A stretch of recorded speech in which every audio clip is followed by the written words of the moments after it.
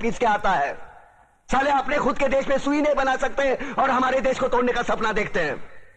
वो ये सपना देख सकते हैं क्योंकि उन्हें मालूम है ये मुर्दों का देश है। वतन के लिए किसी को कोई हमदर्दी नहीं है। इसे तोड़ना बिल्कुल आसान है। मैं हिंदू, मैं मुसलमान, मैं सिख, मैं फलाना, मैं ढिमका। एक लाठी को तो कोई भी तोड़ सकता है, लेकिन लाठी के भारे को तोड़ना मुश्किल है। मैंने बचपन में पढ़ा था, स्कूल में, तीसरी में। मैं क्यों समझा रहा हूं तुमको? क्यों समझा रहा हूं? पागल हूं मैं? भूसा भरा पड़ा है मेरे दिमाग में। क्यों बातें कर रहा हूं इन पत्थरों से? हंसो, हंसो, खुशियां मनाओ। क्रांति की राह पर एक और कुत्ते की मौत मरने जा रहा है। कल कोई और मरेगा, हमें क्या? हम इसी तरह जीते रहेंगे, है ना? जियो भाई जियो, जैसे चाहिए वैसे जियो। मैं हिजड़े की जिंदगी जीना नहीं चाहता। ए ला, चल चल ला।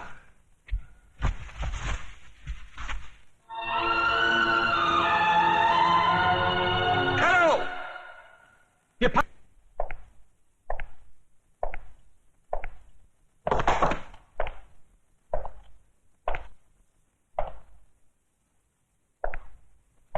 प्रताप, तुम्हारी फांसी का दिन मुकर्रर हो गया है। अगर कोई आखिरी ख्वाहिश है तो बता दो, वो भी पूरी कर दी जाएगी। यहां ऐसे घुटन सी होती है। मैं इन चार दीवारियों में मरना नहीं चाहता। मुझे वहीं फांसी दे दो, क्रांति मैदान में, सबके सामने, जहां से इस देश में क्रांति की शुरुआत हुई थी। यहां ऐसे मरो तो जरा ज्यादा मरो। इतना सा मरने से क्या फायदा? सर, प्रताप से कोई मिलने आया है। मिलने दो।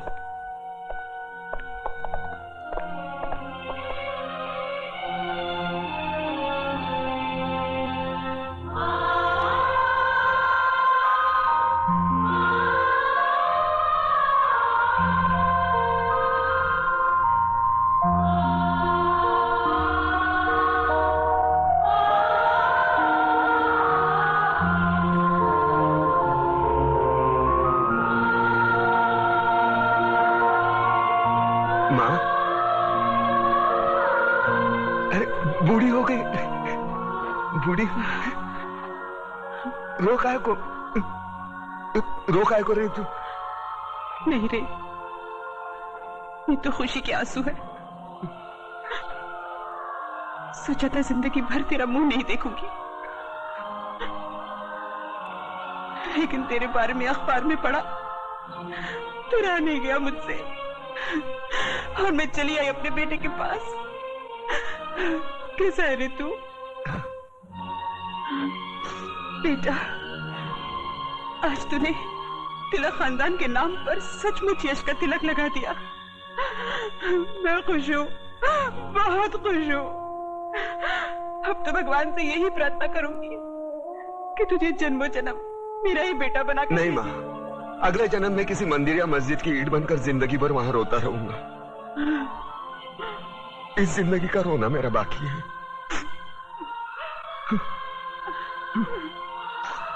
दुख सिर्फ इस बात का है, मैं तेरे लिए कुछ कर नहीं सका।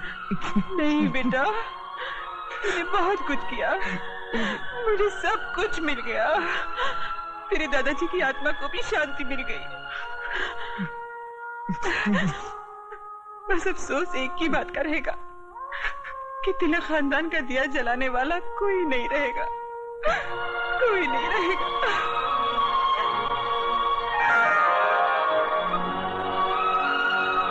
ये देख, अपनी बहू के लिए रखे थे, लेकिन अब तो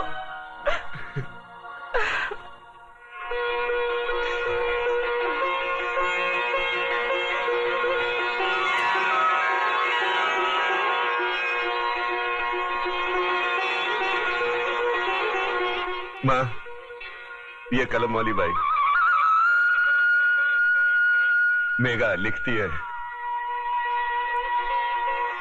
एक दिन के लिए हमारे खानदान की बहू बनेगी। सोच ले।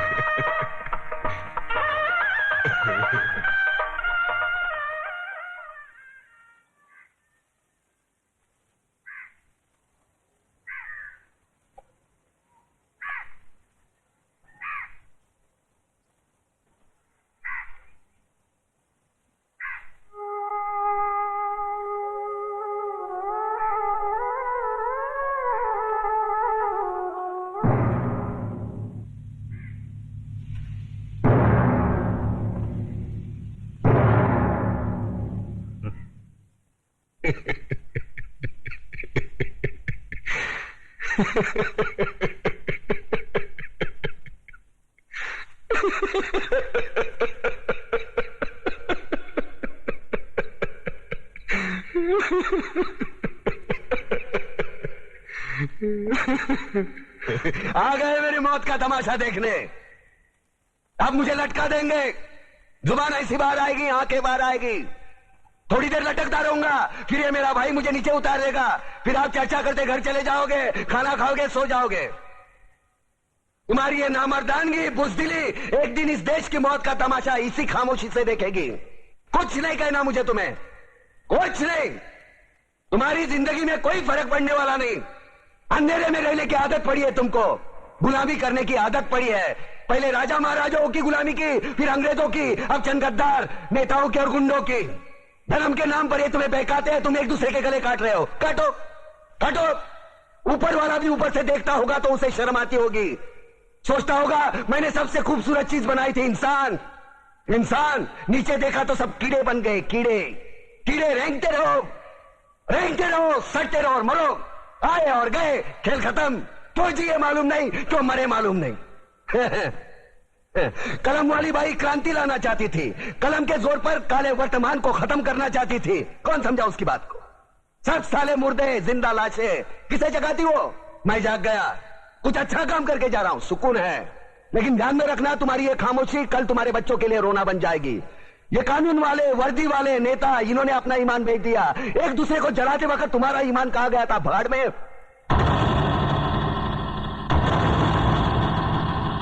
ये पिस्सू जैसा हमारा पड़ोसी मुल्क आने वाले कल में शायद अपने आप को दुनिया के नक्शे पर देख नहीं पाएगा। एक बात भूल रहा है, उनके घर में जो रोटी बनती है ना, उसका आटा भी विदेशी चक्की से पीस के आता है। साले अपने खुद के देश में सुई नहीं बना सकते और हमारे देश को तोड़ने का सपना देखते हैं। वो ये सपना देख सकते हैं क्योंकि उन्हें मालूम है ये मुर्दों का देश है। वतन के लिए किसी को कोई हमदर्दी नहीं है। इसे तोड़ना बिल्कुल आसान है। मैं हिंदू, मैं मुसलमान, मैं सिख, मैं फलाना, मैं ढिमका। एक लाठी को तो कोई भी तोड़ सकता है, लेकिन लाठी के भारे को तोड़ना मुश्किल है। मैंने बचपन में पढ़ा था, स्कूल में, तीसरी में। मैं क्यों समझा रहा हूं तुमको?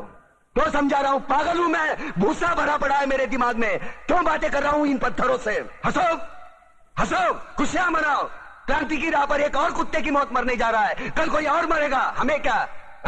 हम इसी तरह जीते रहेंगे, है ना?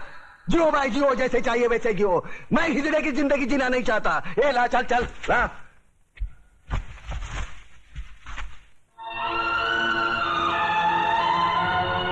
ठहरो, ये फांसी नहीं हो सकती। उन देशद्रोहियों के खिलाफ जो सरकार को सबूत मिले हैं, उससे साबित होता है कि प्रताप ने उनको मारकर देश का उद्धार किया है। इसलिए भारत के राष्ट्रपति ने उसकी सजा माफ कर दी। ये रहे उसके कागजात।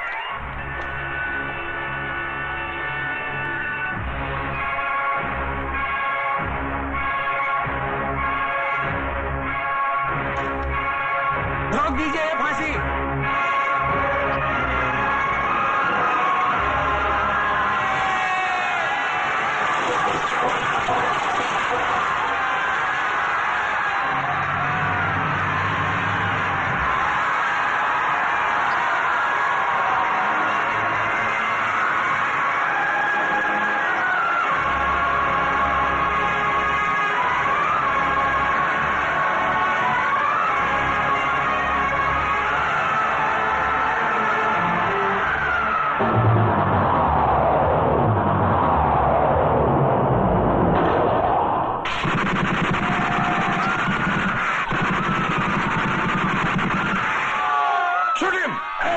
कमिश्नर, लाशों के ढेर बिछा दूंगा अगर हमारे बीच में आया तो।